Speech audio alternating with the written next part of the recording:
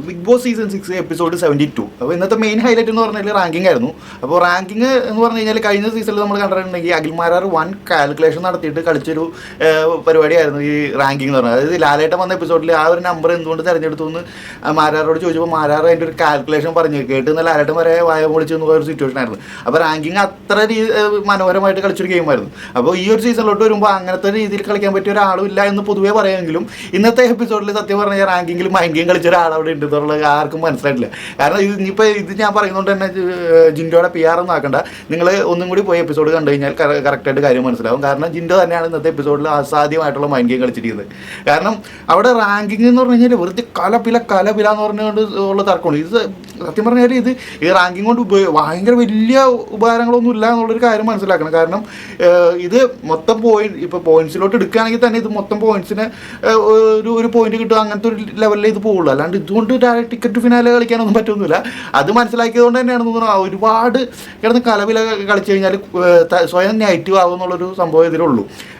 അതായത് മറ്റുള്ളവരെ നമ്മൾ മാക്സിമം കരുവാരി തേക്കുമ്പോൾ നമ്മളത് നോക്കിയും കണ്ട് ചെയ്തില്ലെങ്കിൽ അത് നല്ല രീതിയിൽ ബാക്ക് ഫയർ ചെയ്യും. അപ്പോൾ ആ ഒരു സംഭവം, അതായത് ഈ ബാക്ക് ഫയർ ചെയ്യുന്നൊരു സംഭവം, അതാണ് അവിടെ ജിൻഡോ കളിച്ച മൈൻഡ് ഗെയിം. കാരണം ജിൻഡോക്ക് അറിയാം ഹൗസിലുള്ള ഒരാൾ പോലും ജിൻഡോയെ സപ്പോർട്ട് ചെയ്യില്ല എന്നുള്ള കാര്യം ജിൻഡോക്ക് അറിയാം. അത് കറക്റ്റായിട്ട് മുതലെടുക്കാൻ തന്നെ സൈലൻ്റായിട്ട് ഒന്നും മിണ്ടാണ്ട് അവിടെ പോയിട്ട് നന്ദന അവിടെ കിടന്ന് 1ാം നമ്പറിന് വേണ്ടിയിട്ട് കിടന്ന് മെഴുകിക്കൊണ്ടിരിക്കണം. അതിൻ്റെ ഇടയിലോട്ട് ജിൻഡോ അവിടെ പോയിട്ട് ഞാനുണ്ട് എന്ന് പറഞ്ഞ് അവിടെ പോയി നിന്നു. ബാക്കിയുള്ളവരെല്ലാവർക്കും ജിൻഡോക്ക് അറിയാം സംസാരിച്ച് തോപ്പിക്കാൻ, അവിടെ നിൽക്കുന്ന പലരോടും സംസാരിച്ച് തോപ്പിക്കാൻ ജിൻഡോയെ കൊണ്ട് പറ്റില്ല. കാരണം ഈ സിജോ ആയാലും ഇപ്പോൾ ജാസ്മിൻ ആയാലും ഇവരെല്ലാവരും സംസാരത്തിൽ ഡോമിനേറ്റ് ചെയ്ത് നിൽക്കും നല്ല രീതിയിൽ. കാരണം പറയുന്ന പോയിന്റ്സ് ഒന്നും ഇല്ലെങ്കിലും ഇങ്ങനെ ആ ഒരു ഫ്ലോയിൽ സംസാരിക്കുന്നതുകൊണ്ട് തന്നെ സംസാരത്തിൽ ഒരു ഡോമിനൻസ് അവർക്ക് വരാൻ ചാൻസ് ഉണ്ട്. അപ്പോൾ അതുകൊണ്ട് തന്നെ ജിൻഡോ അവിടെ പോയിട്ട് അത്യാവശ്യം 2-3 കാര്യങ്ങൾ പറഞ്ഞിട്ട് ബാക്കി പിന്നെ പുള്ളി ബാക്കിയുള്ളവർക്ക് ഒരു സ്പേസ് കൊടുക്കുകയാണ് ചെയ്തത്. ജിൻഡോയെ പറ്റി നെഗറ്റീവ് പറയാനുള്ളൊരു സ്പേസ് കൊടുക്കുകയാണ് ചെയ്തത്. അതിൽ നന്നായിട്ട് വന്ന് വീണത് ജിൻഡോ കളിച്ച കളിയിൽ നന്നായിട്ട് വന്ന് വീണത് നോറ, ജാസ്മിൻ, നന്ദന, സിജോ എല്ലാവരും വന്നിട്ട് നല്ല രീതിയിൽ, അതായത് അവിടെ ജിൻഡോ കാണിച്ചെന്ന് ജിൻഡോ അവിടെ ഓപ്പോസിറ്റ് നിന്ന് കഴിഞ്ഞാൽ എല്ലാവരും ഒറ്റക്കെട്ടാണ് എന്നുള്ളൊരു കാര്യമാണ് അവിടെ ജിൻഡോ കാണിച്ചെന്നത്.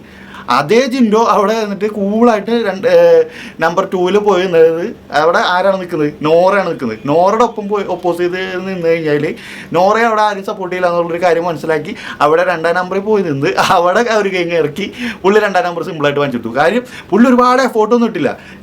നമ്പർ 1 പോയി നിന്നു. അവിടെ നിന്ന എല്ലാവരെയും അത്യാവശ്യം നല്ല രീതിയിൽ എക്സ്പോസ് ചെയ്തു. നമ്പർ 2 നോറയെ മാറ്റി ഏറ്റവും കൂടുതൽ വോട്ടോടുകൂടി അവിടെ നിന്നു. ജിൻഡോ കഴിഞ്ഞില്ലേ, കളി കഴിഞ്ഞു, ഓക്കെ ഇനി കൂടുതൽ പരിപാടിയൊന്നുമില്ല. ഇതാണ് പുള്ളി അവിടെ ചെയ്ത പരിപാടി. സത്യം പറയാൻ അത് സൈലൻ്റ് ആയിട്ടുള്ളൊരു ഗെയിമാണ് പുള്ളി അവിടെ ഇറക്കിയത്. പിന്നെ ഒരുപാട് പേര് കിടന്ന് കലപില പറഞ്ഞു. ഇപ്പോൾ ജാസ്മിൻ ആയാലും ഒരുപാട് കിടന്ന് പറഞ്ഞിട്ട് ലാസ്റ്റ് പോയി നിൽക്കുന്ന ഒരു സിറ്റുവേഷൻ ആയിരുന്നു. നമ്മുടെ എവിക്റ്റായ റസ്മിൻ എവിക്റ്റായ കാര്യം എന്തായാലും എല്ലാവരും പറഞ്ഞിട്ടുണ്ടാകുന്നതായിരിക്കും. അപ്പോൾ എവിക്റ്റായ റസ്മിൻ അവിടെ പോയിട്ട് സ്വന്തം കാര്യം പറയുന്നതിന് പകരം റസ്മിൻ അവിടെ സപ്പോർട്ട് ചെയ്യണത് നോറയെ, ശ്രീധുവിന് ഇവരെയൊക്കെ സപ്പോർട്ട് ചെയ്യുന്നത്. ഇത് തന്നെയല്ല അവരുടെ വീട്ടുകാർ വന്നിട്ടുണ്ട് ഈ ഫ്രണ്ട്ഷിപ്പിന് വേണ്ടി കളിക്കരുത്. അത് കാരണം അവർക്ക് കാര്യമായിട്ട് ഒരു കണ്ടന്റും ഇല്ല. അതിൽ ഇവർ ഇത്തിൽ കണ്ണിയായിട്ട് പിടിച്ച് നിൽക്കുക എന്നല്ലാണ്ട് വേറെ സ്വന്തമായിട്ടൊന്നും അതിലെ ഒരു പരിപാടി അതിൻ്റെ അകത്ത് ഇറക്കാനില്ലാത്ത ഒരാളാണ് റസ്മിൻ.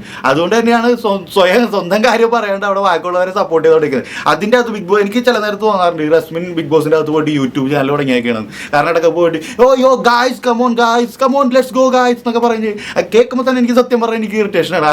അതെന്തായാലും ഇനി ഒരു ദിവസം കൂടി സഹിച്ചാൽ പോയി. നാളത്തെ 4 എപ്പിസോഡ് കൂടി പരിപാടി എന്തായാലും തീർന്നു കിട്ടും. പിന്നെ ആ ഒരു ശല്യം ഉണ്ടാവില്ല. പക്ഷേ ഇനി ഒരുപാട് ഇതുപോലെ ഇറിറ്റേറ്റിംഗ് ക്യാരക്ടേഴ്സ് ഒരുപാടുണ്ട്. ഇപ്പോൾ ഏറ്റവും കൂടുതൽ റീസെൻ്റായിട്ട് ഏറ്റവും കൂടുതൽ വെറുപ്പിച്ചുകൊണ്ടിരിക്കുന്ന ഒരു ക്യാരക്ടറാണ് നന്ദന. കാരണം നന്ദന അതിൻ്റെ അകത്ത് വന്നപ്പോൾ പറഞ്ഞ കാര്യങ്ങളും, അതായത് വൈൽഡ് കാർഡായിട്ട് എൻട്രി ചെയ്ത ടൈമിൽ പറഞ്ഞ കാര്യങ്ങളും നന്ദന ഇപ്പോൾ അതിൻ്റെ അകത്ത് കാണിച്ചുകൊണ്ടിരിക്കുന്ന കാര്യങ്ങളെല്ലാം എക്സ്ട്രീംലി ഡിഫറെൻ്റ് ആയിട്ടുള്ള കാര്യങ്ങളാണ്. ഇപ്പോൾ ഏട്ടായിമാരുടെ കാന്താരി അനിയത്തി എന്നൊരു ലെവലിലാണ് പോയിക്കൊണ്ടിരിക്കുന്നത്. കാരണം കുറേ ഏട്ടായിമാരെല്ലാവരും കൂടി സിജോ, സായി, അഭിഷേക് ഇവരെല്ലാവരും കൂടി ഓമനിച്ച് കൊണ്ടു നടന്ന് പെട്ടിയും കൊടുത്ത് വിടാനുള്ളൊരു സിറ്റുവേഷനിലാണ് നന്ദനെ കൊണ്ടു നടക്കുന്നത്. പക്ഷേ നന്ദനക്ക് ആ ഒരു സംഭവം, നന്ദനക്ക് സിമ്പതിയുടെ പേരിൽ അത്യാവശ്യം വോട്ട് കിട്ടുമെന്നുള്ളൊരു കാര്യമുണ്ട്. പക്ഷേ ആ ഒരു സിമ്പതി ഈ ഒരു വീക്ക് നോമിനേഷനിൽ വന്നു കഴിഞ്ഞാൽ ഒരു തരത്തിലും കിട്ടാൻ ചാൻസ് ഇല്ല. കാരണം അത്ര മാത്രം നെഗറ്റീവ് ആയിട്ടുണ്ട്. ഇപ്പോൾ ജിൻഡോക്ക് ഫുഡ് കൊടുക്കാത്ത സിറ്റുവേഷൻ തന്നെ അത്യാവശ്യം നല്ല നെഗറ്റീവായി വന്നിട്ടുണ്ട്. അപ്പോൾ ആ ഒരു ലെവലിൽ നിൽക്കുന്ന ടൈമിൽ ഈ ഏട്ടായിമാരുടെ പണിയും കൂടി കിട്ടുമ്പോൾ സത്യം പറഞ്ഞാൽ ഏട്ടായിമാരെല്ലാവരും കൂടി നന്ദനെ സേവ് ആക്കി നന്ദനെ രക്ഷിച്ച് വിടാനാണ്. ഈ പറയുന്ന ഏട്ടായിമാരൊന്നും സേഫ് അല്ല എന്നുള്ള കാര്യം ഏട്ടായിമാർ മനസ്സിലാക്കുന്നില്ല. ഈ സായി ആയാലും സിജോ ആയാലും ഇവരെല്ലാവരും എവിക്ഷൻ പാസ്സായി അകത്തോട്ട് കയറിയാലേ ഈ നന്ദനെ അവർക്ക് സേവ് ആക്കാൻ പറ്റുള്ളൂ. ഇവരെല്ലാവരും സ്വയം ചിന്തിച്ച് വെച്ചാൽ ഇവരൊന്നും നോമിനേഷനിൽ പുറത്ത് പോകില്ല എന്നുള്ള ഒരു കാര്യത്തിൽ ഉറപ്പിച്ച് വെച്ചങ്ങനെ രീതിയിലാണ് സംസാരിക്കുന്നത്. നന്ദനെ പോകും, പക്ഷെ ഇവരാരും പോകില്ല. ഇവരെല്ലാവരും കൂടി നന്ദനെ അതുകൊണ്ട് സേഫ് ആക്കും എന്നുള്ള രീതിയിൽ വിചാരിച്ചിട്ട്. സത്യം പറഞ്ഞാൽ ഞാൻ ആലോചിക്കുകയാണ് ഇവരൊക്കെ എങ്ങനെയാണ് ഇവരൊക്കെ ചിന്തിക്കുന്നത്. ഇവരെല്ലാവരും ടോപ്പ് 5 ഓൾറെഡി സെലക്ട് ആയി വെച്ചിരിക്കുന്ന ആളുകളാണ്. നന്ദന വരില്ല, അതുകൊണ്ട് നമുക്ക് എല്ലാവരും കൂടി നന്ദനെ രക്ഷിക്കാമെന്ന്. ആദ്യം സ്വയം രക്ഷിക്കാൻ നോക്കുന്നതാണ് എനിക്ക് പറയാനുള്ളത്. കാരണം ഒരു ഗെയിമിൽ കണ്ടിരിക്കുന്ന ആളുകളാണ് ഈ സായി ഒരുപാട് ന്യായീകരണങ്ങൾ അതിൻ്റെ അകത്ത് ഇറക്കിക്കൊണ്ടിരിക്കുന്നത്. സായി പുറത്ത് വന്നു കഴിഞ്ഞിട്ട് പറയാൻ പോകുന്നൊരു കാര്യം, അതായത് സീക്രട്ട് ഏജൻറ്റ് പുറത്ത് വന്നിട്ട് കാറിൽ കയറി റിവ്യൂ പറയുമ്പോൾ പറയാൻ പോകുന്നൊരു കാര്യം ഇത് തന്നെ ആയിക്കോളൂ. അതിൻ്റെ അകത്ത് പോയിട്ട് എനിക്ക് എൻ്റെ സീക്രട്ട് ഏജൻ്റ് അല്ല, എനിക്ക് എൻ്റെ സായി കൃഷ്ണയെ, എനിക്ക് എൻ്റെ ജീവിതത്തിൽ നഷ്ടപ്പെട്ടു പോയ സായി കൃഷ്ണയെ കിട്ടി. അത് തന്നെയാണ് എനിക്ക് ഏറ്റവും വലിയ നേട്ടം, അത് മതി എനിക്ക്. അതുകൊണ്ട് എനിക്ക് കപ്പടിക്കണമെന്നൊന്നും ആഗ്രഹം ഉണ്ടായിരുന്നില്ല. ഇങ്ങനത്തെ കുറേ എക്സ്പ്ലനേഷനുകൾ തരാൻ പറ്റും. കാരണം അതിൻ്റെ അകത്ത് പോയി ഇപ്പോൾ പുറത്തിരുന്ന് റിവ്യൂ പറയുന്ന പോലെ അല്ല അകത്തിറങ്ങി കളിക്കുന്നതെന്ന് മനസ്സിലായ ഒരാളാണ് സായി കൃഷ്ണ. അപ്പോൾ പുള്ളിക്ക് അതിൻ്റെ അകത്തുനിന്ന് ഇപ്പോൾ പുള്ളി സ്വയം ബിൽഡ് ചെയ്തുകൊണ്ടിരിക്കുകയാണ്. ഞാൻ അതിൻ്റെ അകത്തുനിന്ന് ക്യാരക്ടർ ഡെവലപ്മെൻറ്റ് നടത്തി, ഞാൻ വേറൊരു നല്ലൊരു മനുഷ്യനെ ഞാൻ പുറത്ത് വന്നു, എനിക്ക് കപ്പ് കിട്ടിയില്ലെങ്കിലും കുഴപ്പമില്ല, എനിക്ക് നഷ്ടപ്പെട്ടു പോയി, എൻ്റെ ജീവിതം കിട്ടി എന്നൊക്കെ ഉള്ള രീതിയിൽ അതിൻ്റെ അകത്ത് അതായത് കപ്പ് കിട്ടില്ല എന്ന് സ്വയം ബോധ്യം വന്നതുകൊണ്ട് അതിൻ്റെ അകത്ത് വെച്ച് തന്നെ വെളുപ്പിച്ച് തുടങ്ങിയെന്നാണ് എനിക്ക് പേഴ്സണലി ഫീൽ ചെയ്തത്. കാരണം അല്ലാണ്ട് ഇത്ര വലിയ തത്വങ്ങളൊക്കെ ഫിലോസഫിയും കാര്യങ്ങളൊക്കെ പറയുന്ന ലെവലിലോട്ട് സായി കൃഷ്ണ അതിൻ്റെ അകത്ത് ഗെയിം മാറ്റിയത് എന്താണെന്ന് എനിക്ക് മനസ്സിലായിട്ടില്ല. പിന്നെ നടുവേദന, വയ്യായിക, ഈ വയ്യാത്ത ആളുകളെ കൊണ്ട് നിറഞ്ഞു നിൽക്കുന്ന ഒരു സീസണാണ് സീസൺ 6. എല്ലാവർക്കും വയ്യായിക്കുണ്ട്. രാവിലെ മുതൽ അവിടെ ഓരോരുത്തർ തുടങ്ങും, എനിക്ക് നടുവേദന, കാലുവേദന, മറ്റുവേദന. സത്യം പറഞ്ഞു കഴിഞ്ഞാൽ ഒരു ഡോക്ടറെ അതിൻ്റെ അകത്ത് സ്ഥിരമായിട്ട് അതിൻ്റെ അകത്ത് ഇരുത്താം ഓപ്പണായിട്ട്. അല്ലാണ്ട് പോയി എല്ലാവർക്കും വെയിറ്റ് ചെയ്ത് ക്യൂ നിൽക്കേണ്ട ആവശ്യമില്ല, എല്ലാവരും ഡയറക്റ്റ് വിടാം. വയ്യാത്ത ആളുകളുടെ ഒരു സീസണായി മാറിക്കൊണ്ടിരിക്കുകയാണ് സീസൺ 6. പിന്നെ പറയുകയാണെങ്കിൽ ഈ പണപ്പെട്ടിയുടെ കാര്യം പറഞ്ഞു കഴിഞ്ഞാൽ എനിക്ക് തോന്നുന്നു ഇത്തവണ പണപ്പെട്ടി അവിടെ നല്ലൊരു എമൗണ്ട് വെച്ച് കഴിഞ്ഞാൽ പണപ്പെട്ടിക്ക് വേണ്ടി നല്ലൊരു അടി അവിടെ പൊട്ടാൻ ചാൻസ് ഉണ്ട്. കാരണം ഒരുപാട് പേര് റെഡിയാണ്, പണപ്പെട്ടി എടുത്ത് പോകാനായിട്ട് റെഡി ആയിട്ട് നിൽക്കുന്ന ഒരുപാട് പേരുണ്ട്. വലിയ മാസ് കാര്യങ്ങളൊക്കെ പറയുന്നത് സായി അടക്കം പണപ്പെട്ടി എടുക്കാനായിട്ട് മുന്നോട്ട് വരും എന്നുള്ള കാര്യം ഉറപ്പാണ്. സായി ആയിരുന്നു അന്നേരം. കാരണം അവരെല്ലാവരും മൈൻഡിൽ ഉപേക്ഷിച്ച് കഴിഞ്ഞു. ഈ കപ്പ് കിട്ടും, ബിഗ് ബോസിൻ്റെ വിന്നർ ആകും എന്നുള്ളൊരു ടൈറ്റിൽ മൈൻഡിൽ ഓൾറെഡി ഉപേക്ഷിച്ച് കഴിഞ്ഞ ഒരുപാട് പേര് അതിൻ്റെ അകത്തുണ്ട്.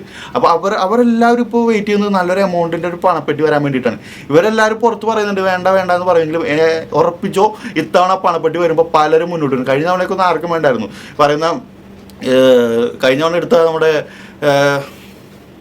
നാദ്ര ആയാലും കഴിഞ്ഞ തവണ പണപ്പെട്ടി എടുത്ത് നാദ്രയായാലും ഒരുപാട് തവണ ആലോചിച്ചിട്ട് ലാസ്റ്റ് നല്ലൊരു എമൗണ്ട് വന്നപ്പോൾ മാത്രമാണ് മുന്നോട്ട് പോകുന്നത്. അതുവരെ ഒരാൾക്കും പണപ്പെട്ടി വേണ്ടായിരുന്നു. പക്ഷേ ഈ സീസണിൽ നേരെ തിരിച്ചായിരിക്കും, പലരും പണപ്പെട്ടി എടുത്തിട്ട് എസ്കേപ്പ് ആവാൻ റെഡി ആയിട്ട് നിൽക്കുകയാണ്. അതുകൊണ്ട് തന്നെ ഇപ്പോഴേ പ്ലാനിങ് തുടങ്ങി എല്ലാവരും പണപ്പെട്ടിയുടെ കാര്യം പറഞ്ഞിട്ട്. അതുകൊണ്ട് തന്നെ ബിഗ് ബോസ് ഇത്തവണ ഈ ഒരു റാങ്കിങ്ങിൽ കൊടുത്ത ടെസ്റ്റ് പോലെ തന്നെ എന്തായാലും പണപ്പെട്ടിയുടെ കാര്യത്തിൽ എന്തെങ്കിലും ഒരു ടെസ്റ്റ് കൊടുക്കാൻ ചാൻസ് ഉണ്ട്. ചിലപ്പോൾ പണപ്പെട്ടി വന്നില്ല എന്ന് വരെ വരാൻ ചാൻസ് ഉണ്ട്. കാരണം ആ ഒരു രീതിയിലുള്ള പ്ലാനിങ്ങുകളാണ് എല്ലാവരും ഓപ്പൺ ആയിട്ട്. ഇവർക്ക് ആർക്കും മനസ്സിലാവുന്നില്ല. ഇവർ പ്ലാൻ ചെയ്യുന്ന കാര്യങ്ങൾ പുറത്ത് പറയാണ്ട് മൈൻഡിൽ വെച്ച് ഒറ്റക്ക് നിന്ന് കളിക്കാണ്ട് ഇവരെല്ലാവരും കൂടി ഗ്രൂപ്പായിട്ട് പോയിരുന്നിട്ട് പ്ലാനിങ്ങും കാര്യങ്ങളും പ്രേക്ഷകർക്ക് മനസ്സിലാവുകയാണ്. നാളെ ഇവരെന്താണ് പറയാൻ പോകുന്നത്, ആരെയാണ് നോമിനേറ്റ് ചെയ്യാൻ പോകുന്നത്, എന്താണ് ചെയ്യാൻ പോകുന്നത്. ഇപ്പോൾ ഏട്ടായിമാരെല്ലാവരും കൂടി ക്യാപ്റ്റൻ ആക്കാനായിട്ട് നന്ദനെ പ്ലാൻ ചെയ്ത് വെച്ച സംഭവം ബിഗ് ബോസ് പൊളിച്ചു കൊടുത്തു. അതേപോലെ പല പ്ലാനിങ്ങുകളും ബിഗ് ബോസ് പൊളിച്ചു കൊടുക്കണം. അതിലൊരു പൊളിക്കാൻ പോകുന്ന പ്ലാനിങ് ആണ് എനിക്ക് തോന്നുന്നത് ഈ പണപ്പെട്ടിയുടെ ടാസ്ക്. പിന്നെ എടുത്തു പറയേണ്ടത് ബിഗ് ബോസിൻ്റെ പുത്രികളായ ജാസ്മിൻ്റെയും നോറയുടെയും കാര്യങ്ങളാണ്. സത്യം പറഞ്ഞു കഴിഞ്ഞാൽ ഇന്നത്തെ ആ റാങ്കിങ് ടാസ്കിൽ നോറ സംസാരിച്ച് തുടങ്ങിയപ്പോൾ തന്നെ ഞാൻ എൻ്റെ വോളിയം കുറച്ച്. കാരണം നല്ല രീതിയിൽ വെറുപ്പിക്കലായിരിക്കുമെന്ന് മനസ്സിലായി. ഡേ 1 മുതലുള്ള പരാതികൾ ഇന്നും അത് തന്നെ പറഞ്ഞ സെയിം കാര്യങ്ങൾ തന്നെ പറഞ്ഞ് ഇത് മടുക്കണില്ലെന്നാണ് എനിക്ക് മനസ്സിലാകുന്നത്. പറഞ്ഞ അതേ കാര്യങ്ങൾ തന്നെ പിന്നെയും റിപ്പീറ്റ് ചെയ്തിരിക്കുന്നത്. ജിൻഡോയ്ക്കെതിരെയൊക്കെ പറയുന്ന കാര്യങ്ങളൊക്കെ നമ്മൾ കേട്ട് മടുത്ത കാര്യങ്ങളാണ്. അതൊക്കെ തന്നെ പിന്നെ പുതിയതായിട്ട് ഒന്നുമില്ല അതിൻ്റെ അകത്ത്. എന്നിട്ട് പറയും ഞാൻ ഇമോഷൻ വെച്ച് കളിക്കുന്നില്ല, അങ്ങനെയാണ് ഇങ്ങനെയാണെന്നൊക്കെ. ഇമോഷൻ വെച്ച് കളിച്ചുകൊണ്ട് മാത്രമാണ് അതിന് എന്തെങ്കിലും ഒരു സ്ക്രീൻ സ്പേസ് കിട്ടുന്നത്. നോറയ്ക്ക് വേണ്ടി മാത്രം ഒരു എപ്പിസോഡിൽ എത്ര ടൈമാണ് വെറുതെ വേസ്റ്റ് ചെയ്യുന്നത്. നോറയുടെ ന്യായീകരണം, അതായത് വീട്ടുകാർ വന്നു പോയതിന് ശേഷമുള്ള ന്യായീകരണം, അവർ വന്നു പോയി വീട്ടിലെത്തി അവർ മറന്നിട്ടുണ്ടാവും. ഇപ്പോഴും അത് തന്നെ പറയുന്നത് ഇങ്ങനെ കാണിച്ചുകൊണ്ടിരിക്കും. ഒരു എപ്പിസോഡിലൊക്കെ ലൈവിലൊക്കെ കാണിച്ചോ കുഴപ്പമില്ല, പക്ഷേ മെയിൻ എപ്പിസോഡിൽ അതിന് വേണ്ടി ഒരു സ്പേസ് കൊടുക്കാൻ അറ്റ്ലീസ്റ്റ് പ്ലസ് എപ്പിസോഡിലെങ്കിലും മാറ്റും. മെയിൻ എപ്പിസോഡിൽ ഈ വക കാര്യങ്ങൾക്ക് ഒരു ടൈം കണ്ടെത്തി അത് കൊടുക്കുക എന്ന് പറയുന്നത് എത്ര ഇമ്പോർട്ടൻസ് നോറക്ക് ബിഗ് ബോസിൻ്റെ ടീം കൊടുക്കുന്നുണ്ടെന്ന് ചിന്തിച്ച് നോക്കി. മെയിൻ എപ്പിസോഡിൽ ഇത്രയും ടൈം നോറയുടെ ഈ എന്താ പറയുക ലൂസ് ടോക്കിന് വേണ്ടിയിട്ട് മാറ്റി വെക്കുന്നു ഒരു ദിവസം ഒരു എപ്പിസോഡിൽ. അപ്പോൾ തന്നെ നമുക്ക് മനസ്സിലാക്കി നോറയ്ക്ക് സപ്പോർട്ട്. നോറയുടെ ഒരു കാര്യം പറയുമ്പോഴാണ് ഇത്തവണ എവിക്ഷൻ എന്തായാലും നമ്മുടെ റസ്മിൻ ഔട്ടായതുകൊണ്ട് ഈ സെയിം ലിസ്റ്റ് തന്നെ കണ്ടിന്യൂ ചെയ്ത് പോകാനാണ് ചാൻസ്. കാരണം റസ്മിൻ പോയി കഴിഞ്ഞതോടുകൂടി പിന്നെ അതിൻ്റെ അകത്ത് നോറ ഇല്ലാത്തതൊരു പോയിൻ്റാണ് അവർക്ക്. പിന്നെ ജാസ്മിൻ ആയതുകൊണ്ട് അത്യാവശ്യം വോട്ട് കിട്ടി കയറി പോരുമെന്ന് അറിയാം. നോറ അതിൻ്റെ അകത്ത് ഇല്ലാത്തടത്തോളം കാലം നോറ ഈ എവിക്ഷനിലോട്ട് കിട്ടിക്കഴിഞ്ഞാൽ നോറയ്ക്ക് ഏറ്റവും വോട്ട് കുറവ് പോകാനുള്ള സാധ്യതകൾ വളരെ കൂടുതലാണ്. അതുകൊണ്ട് തന്നെ ഇപ്പം നോറ ഇല്ലാത്ത ഈ ഒരു ലിസ്റ്റ് ഈ വീക്ക് കണ്ടിന്യൂ ചെയ്യാനുള്ളൊരു ചാൻസ് കാണുന്നുണ്ട്. അപ്പോൾ ലാലേട്ടൻ വന്നിട്ട് അത് തന്നെ, കാരണം ഇതുവരെ നോമിനേഷൻ്റെ കാര്യങ്ങളെ പറ്റി ഒന്നും സംസാരിച്ച് തുടങ്ങിയിട്ടില്ല. അപ്പോൾ എനിക്ക് തോന്നുന്നത് ഈ വീക്ക് അതേ ലിസ്റ്റ് തന്നെ അപ്പോൾ നോറ ഒരു വീക്കും കൂടി സിമ്പിളായിട്ട് സേവ് ആയി പോവുകയാണ്. അത് ഈ ലിസ്റ്റ് തന്നെ കയറി പോകാനുള്ള ചാൻസ് കാണുന്നുണ്ട്. അല്ലെങ്കിൽ അതിലെന്തെങ്കിലും ടെസ്റ്റ് കൊണ്ടുവരുമോ എന്നറിയില്ല. പക്ഷേ ഇതുവരെയുള്ള ഒരു കാര്യങ്ങളൊക്കെ വെച്ച് നോക്കുമ്പോൾ നോറയെ സേവ് ആക്കാനാണ് ചാൻസ് കാണുന്നത്. പിന്നെ ജാസ്മിൻ മോൾ എന്തായാലും കയറി പോകുമെന്ന് അറിയാം. ജാസ്മിൻ മോൾക്ക് ആർമിക്കാരുടെ സപ്പോർട്ടുള്ള കാര്യം എന്തായാലും ആർമി എന്നൊക്കെ പറഞ്ഞു കഴിഞ്ഞാൽ എന്താണെന്ന് ആലോചിച്ച് നോക്കി. ഇതൊരു TV ഷോ ആണ്.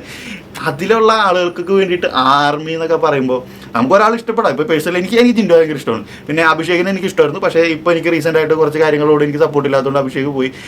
ഒരുപാട് എനിക്ക് അങ്ങനെ ഒന്നുമില്ല. എല്ലാവരും ഓരോ ദിവസത്തെ എപ്പിസോഡ് അനുസരിച്ച് എനിക്ക് ഓരോരുത്തരുടെ കണ്ടന്റ് കാണുമ്പോഴേക്കും എൻ്റെ ഇഷ്ടങ്ങൾ. പക്ഷേ അന്ന് മുതൽ ഇന്ന് വരെ എനിക്ക് ഒരേപോലെ തന്നെ സാറ്റിസ്ഫൈ ചെയ്തിട്ടുള്ളൊരു കണ്ടസ്റ്റൻ്റ് എന്ന് പറഞ്ഞാൽ ജിൻഡോ മാത്രമേ ഉള്ളൂ. അതുകൊണ്ട് തന്നെയാണ് ഞാൻ ജിൻഡോ എനിക്ക് ഇഷ്ടമാണെന്ന് പറയുന്നത്. പക്ഷേ എന്നും പറഞ്ഞ് ജിൻഡോക്ക് വേണ്ടിയിട്ട് പോയിട്ട് ജയ് വിളിക്കാനും എന്താണ് 100 കമൻറ്റ് വാരിയിടാനും അങ്ങനത്തെ ഒരു ലെവലിലോട്ടൊക്കെ പോകുക. അതായത് ജിൻഡോയെ പറ്റി മോശമായിട്ട് ആരെങ്കിലും പറഞ്ഞാൽ അവിടെ പോയിട്ട് തെറി വിളിക്കാനും അങ്ങനത്തെ ഒരു ലെവലിലോട്ട് പോകാറില്ല. ഇത് ജാസ്മിൻ്റെ ഫാൻസ് എന്ന് പറഞ്ഞാൽ ഭയങ്കര ടോക്സിക് ആയിട്ടുള്ള ഒരു ലെവലിലോട്ടാണ്. ഇപ്പോൾ ജാസ്മിൻ്റെ ഫാദർ തന്നെ വലിയൊരു ഗ്രൂപ്പ് ഉണ്ടാക്കിയിട്ട് ആ ഗ്രൂപ്പിൽ അഡ്മിറ്റ് ആയിട്ടിരിക്കുന്നതെന്നൊക്കെ പറഞ്ഞു കഴിഞ്ഞാൽ നമ്മൾ ആലോചിച്ച് നോക്കി ജാസ്മിൻ ഫാൻസിൻ്റെ ഒരു ലെവൽ.